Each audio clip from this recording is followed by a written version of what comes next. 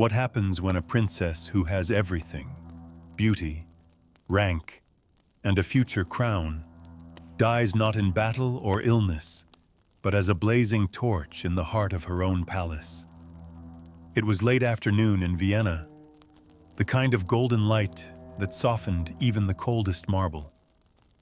Inside the Hofburg Palace, the corridors carried the faint scent of polished wood and perfume.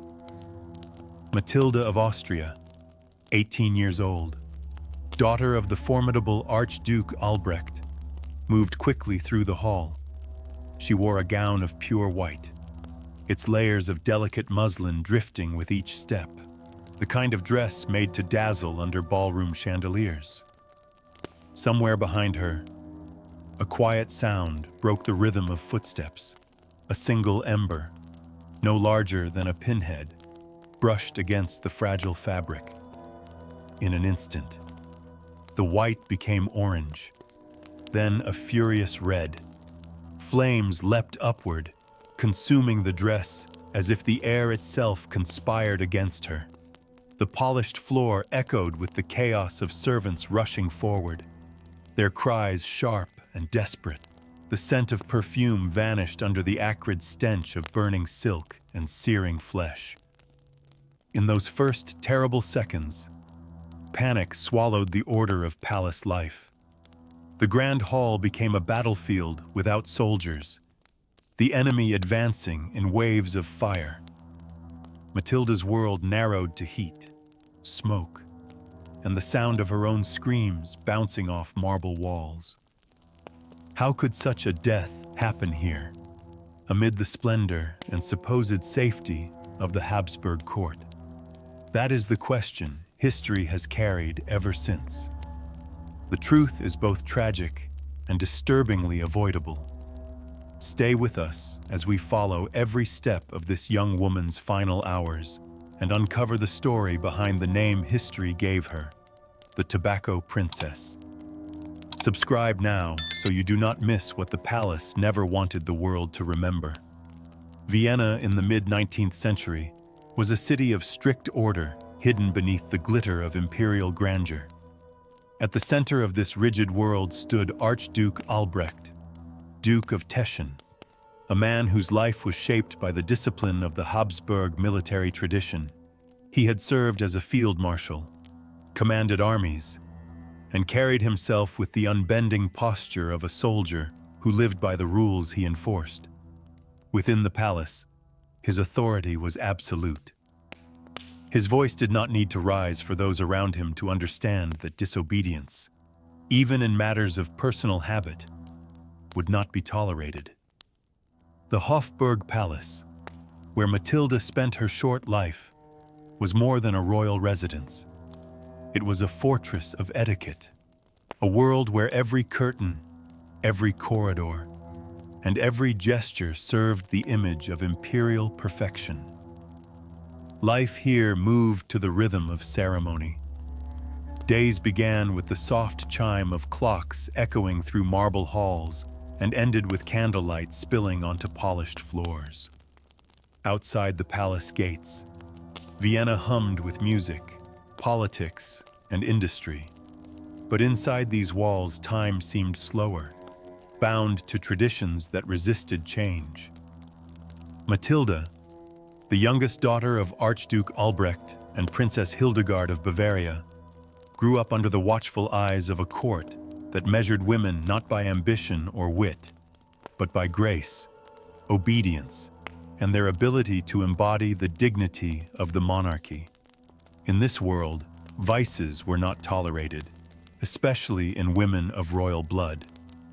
Smoking, a habit that was beginning to take root in the fashionable salons of Europe, was viewed in Austria as an indulgence for men, soldiers, and certain artists.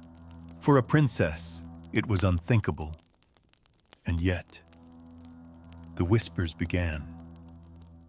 Mathilde, delicate and pale, with a smile that rarely betrayed her thoughts, was said to enjoy cigarettes in secret. It was not an act of rebellion shouted from the balconies, but a quiet defiance, hidden in moments when she thought no one was watching. Those who knew of it, few as they were, began calling her Die Tabakprinzessin, the tobacco princess. The name was never used in public, but it lingered in drawing rooms and behind closed doors, carrying a mix of amusement and disapproval. In the world of the Habsburgs, where the weight of centuries pressed down on each gesture, even the smallest step outside propriety could become dangerous. What began as a private indulgence would soon place Mathilde on a path from which there would be no return. The palace had seen its share of scandals, but this one, born of something as small as a flicker of flame, would haunt its history. From the moment Mathilde could walk without the support of a nursemaid, her life was shaped by an unspoken contract between bloodline and duty. The palace was her school, her prison, and her stage. Mornings began in rooms lined with mirrors where governesses corrected the angle of her chin, the placement of her hands, the pace of her curtsy. Afternoons were devoted to lessons in French and Italian, the languages of diplomacy, followed by history and music, for a princess was expected to charm as well as to represent. Every subject was a thread woven into the image she was meant to project to the world, a living emblem of the Habsburg name. She was not educated for a profession or for independence, but for an alliance. Her worth in the eyes of the court was measured by her grace at the dining table, her skill in polite conversation, and her ability to make a man of royal rank believe she could stand beside him without ever overshadowing him. By her mid-teens, the whispers in the palace corridors had already decided her fate. The name most often spoken in connection with hers was that of Prince Umberto of Savoy, heir to the Italian throne. The match was logical, almost inevitable. It promised to bind Austria and Italy through marriage, a gesture of unity between two nations whose histories were tangled with rivalry. Mathilde met him in carefully arranged settings, always under the gaze of chaperones. Umberto was charming in the formal way princes are trained to be, his words measured, his gestures precise. On paper, it was the kind of match every courtier applauded. But in the quiet of her own thoughts, Mathilde felt the walls closing in. She was young, but she understood the weight of a life already decided, the years ahead scripted by tradition and politics. It was in these moments of quiet suffocation that she began to seek small ways to reclaim something of herself. Tobacco became her secret companion, a single cigarette hidden in the folds of a dress, a few minutes stolen behind a half-closed door, the curl of smoke drifting like a whispered confession to no one. For her, it was not simply about the habit. It was the risk, the knowledge that she was doing something she was never meant to do. It was the taste of freedom in a place where freedom did not exist. She never flaunted it. The act was too dangerous for that. But those closest to her noticed subtle changes, a faint scent lingering on her gloves, a glimmer of defiance in her eyes when a rule was stated too firmly. It was the kind of rebellion that could be dismissed as youthful spirit, but beneath it ran a deeper current. In a life built on appearances, even the smallest act of disobedience could feel like a revolution. These moments of secrecy, however, were not just private indulgences. They were also rehearsals for something more dangerous. In a court where every gesture was recorded in memory, the wrong move could ignite a scandal. For Mathilde, that truth would become more literal than anyone could have imagined, and the ember of her hidden defiance would one day meet the fabric of her fate. The spring of 1867 had painted Vienna in soft light, the kind that made even the stone walls of the Hofburg seem almost forgiving. On the afternoon of May 22nd, The palace was in quiet preparation for an evening gathering. Guests would soon fill its gilded halls with the rustle of silk and the low hum of conversation. Mathilde was in her private rooms, a place where for a few minutes she could breathe without the constant weight of ceremony. She wore a gown of pale muslin layered over tulle, light as air, and chosen for the way it floated when she moved. The dress shimmered faintly in the late sunlight, streaming through the tall windows. Servants moved about with soft efficiency, arranging flowers, setting out the last details for the evening. Somewhere in the distance, a clock struck, marking the slow march toward the hour when she would be presented. In the stillness, Mathilde allowed herself one of the small rebellions she guarded so closely. She drew a cigarette from its hiding place, lit it, and took a slow pull. The smoke curled upward in thin silver threads, carrying with it a momentary sense of control. Her fingers trembled slightly, not from fear, but from the knowledge that these moments were never entirely safe. Then the sound of footsteps, firm, deliberate, approaching fast. Before she could turn, the door opened, and there stood Archduke Albrecht. His expression was unreadable, but his presence alone was enough to chill the air. Instinct took over. She moved the cigarette behind her back, her hand concealed in the folds of her gown. In that single motion, the ember brushed against the fragile fabric. The reaction was instant. A spark caught the muslin, and in less than a heartbeat it spread. White became orange, then erupted into a blaze that roared upward. Mathilde gasped, her free hand clawing at the fabric, but the fire was faster than thought. The room filled with shouts as the servants dropped what they carried and ran to her. One tried to smother the flames with a heavy curtain, another with their own hands. The acrid stench of burning cloth mixed with the sharper, more terrible scent of flesh. The blaze hissed and cracked, feeding on every layer of her gown. Mathilde's screams echoed through the chamber, raw and urgent, cutting through the polished silence the palace had always maintained. The Archduke stood frozen for a second too long, before calling for more help, his voice breaking the stunned paralysis. Buckets of water arrived, their contents thrown with desperate force. But by then the damage was done. The flames had claimed almost everything they touched. When the fire finally died, the room was a ruin of steam, smoke, and torn fabric. Mathilde was still, her breathing shallow, her skin marked with burns that no amount of wealth or skill could undo. The servants wept openly, their faces pale with the shock of what they had witnessed. Outside, the palace continued to prepare for its evening, as if nothing had happened. The world beyond the chamber still unaware that within these walls, a life had just been pulled toward its end. They carried her to her bedchamber, with movements both urgent and careful, as if the slightest jolt might shatter what was left of her strength.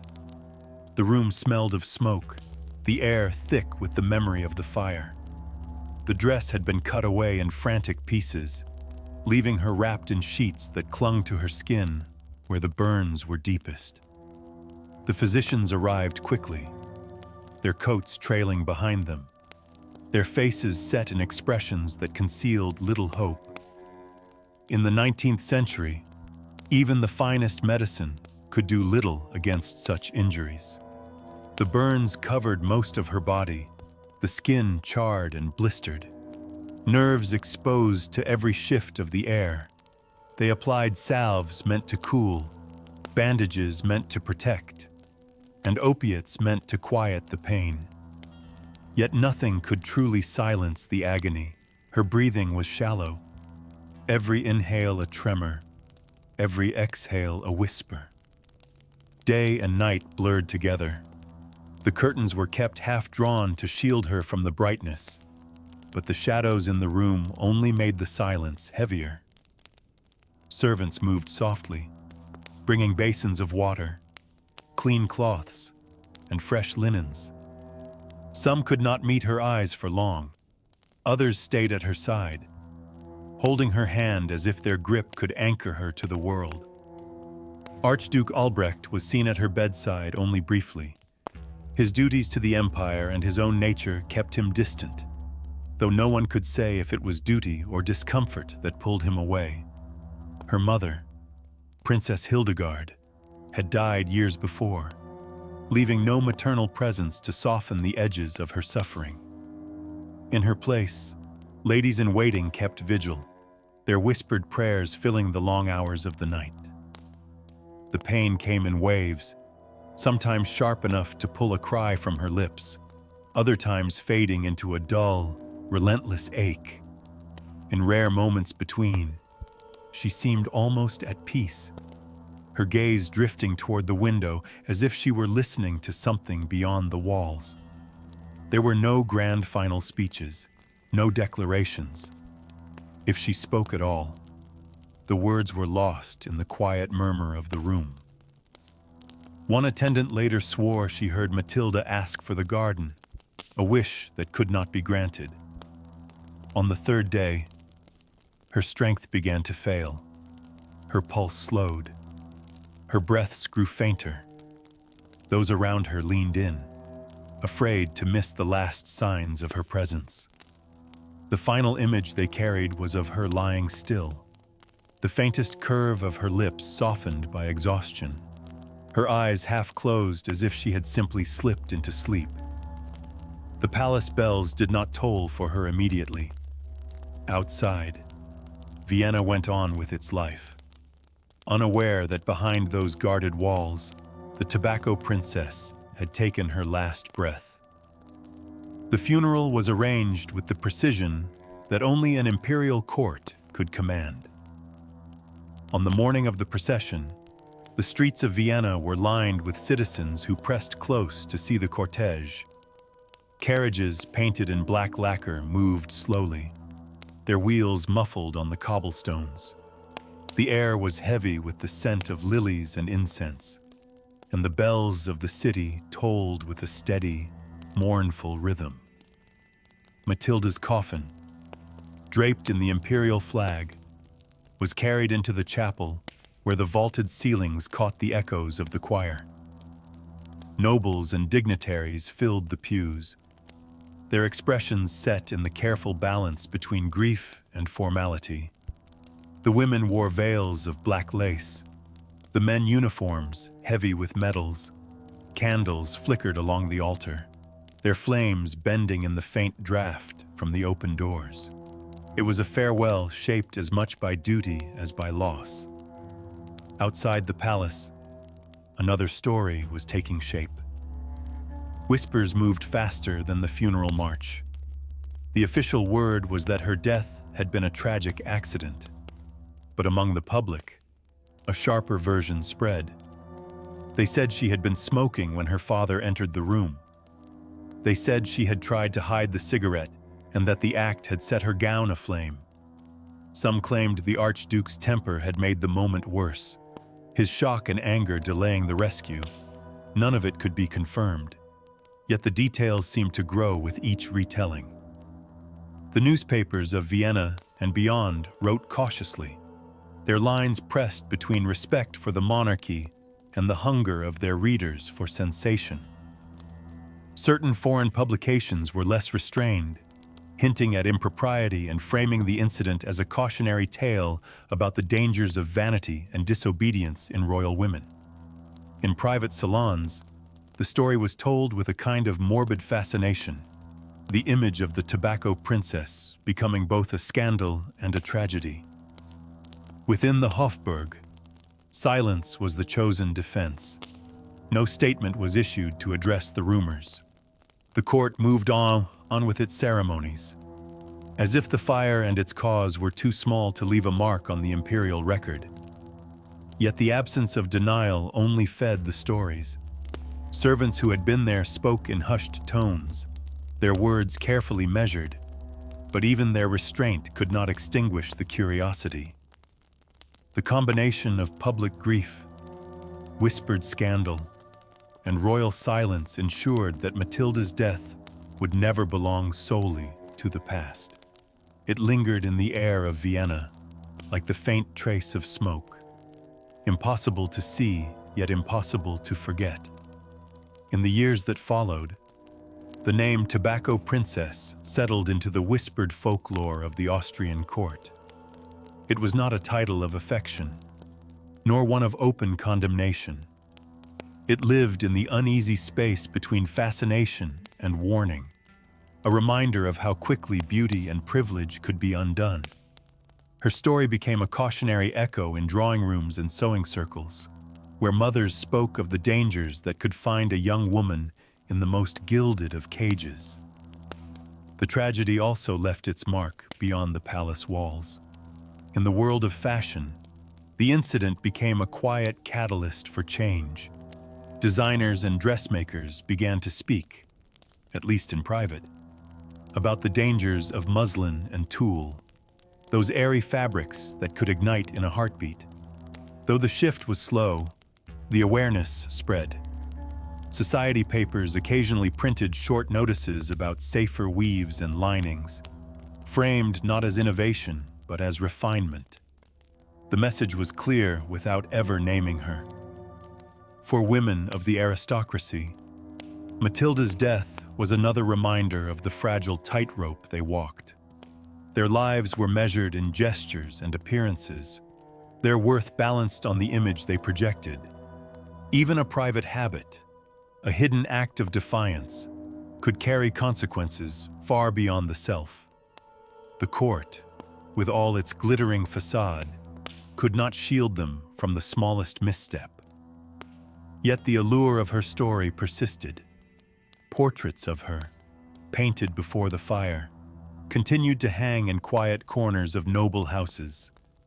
Viewers lingered before them, perhaps seeing not only the delicate features of a young archduchess, but the shadow of what would come. The silence of the Habsburgs on the matter gave the legend its endurance. Without an official truth, the imagination of the public filled in the gaps, weaving fact and rumor into something that felt more powerful than either. Today, her name rarely appears in history books, yet in Vienna, among those who keep the memory of the court alive, she remains a figure both tragic and haunting. Her story speaks of more than an accident. It is about the fragility of youth under the weight of dynasty, about the fire that can start with the smallest ember, and about the price paid when personal freedom collides with the image of a crown. If you have followed her journey through these final hours, you know that the palace walls have always held more than their official histories admit. For every public triumph, there are stories locked away, tragedies wrapped in silk and ceremony, waiting for someone to lift the veil. Stay with us, and together we will open those hidden doors. Subscribe to the Torture Throne, where the shadows of royal history still speak.